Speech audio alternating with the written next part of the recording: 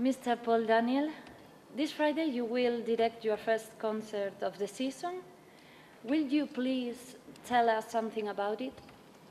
The concert on Friday, again, is very unusual repertoire in places. The symphony, which crowns the program, is the third symphony by Sibelius. Probably one of his least well-known pieces, but it's a wonderful new beginning for Sibelius. He had played in the first and second symphonies with the influences of Russian music and also with his very great national pride, and also with very big dramatic structures. In the third symphony, he turns really to his own country and to his own land. He moved out of the big city and started his life in this beautiful house right in the middle of the wilderness, looking at the birds and the lakes and the forests. And this was the beginning of a really special new start for his artistic sensibility.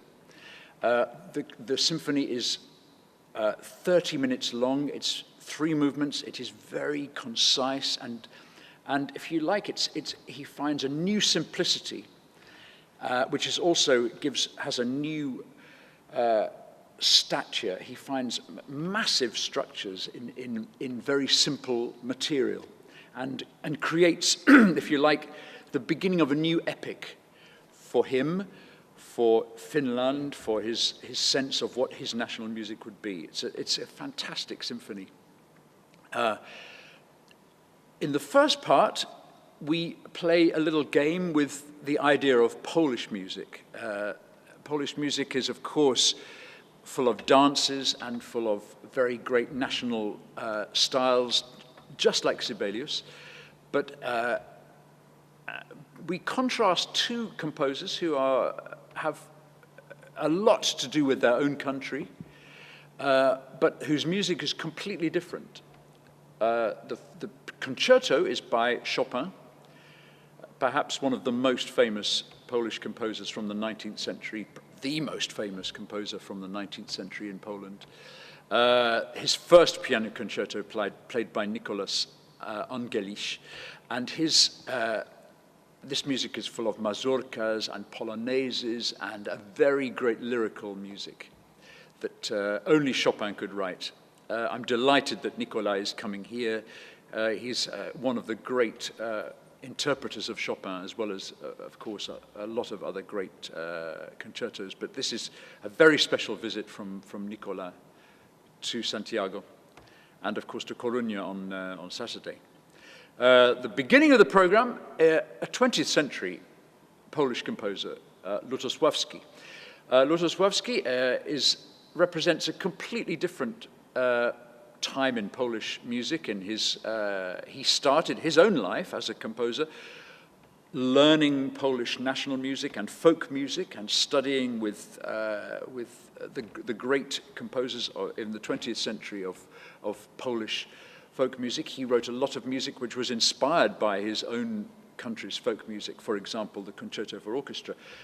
This piece, The Chain, it's the first of a set of pieces that he started to write, finding a new way, again, rather like Sibelius, finding a new way all the time. Lutoslawski was finding a new way with this composition of finding material, some of which is very influenced by dance, some of which is very influenced by rhythm, and some of which is very much to do with a kind of lamentoso, a very sad espressivo, a very sad joined up, expressive kind of playing.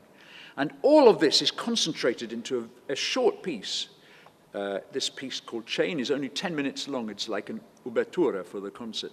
And he makes a chain of music which combines different characters, but joining them together like the links of a chain, and they're always joined together and they come together. Sometimes they make a circle around, sometimes they make a link that goes in a line, sometimes you find a part of the chain here and another part here, and it's joined up in a different way.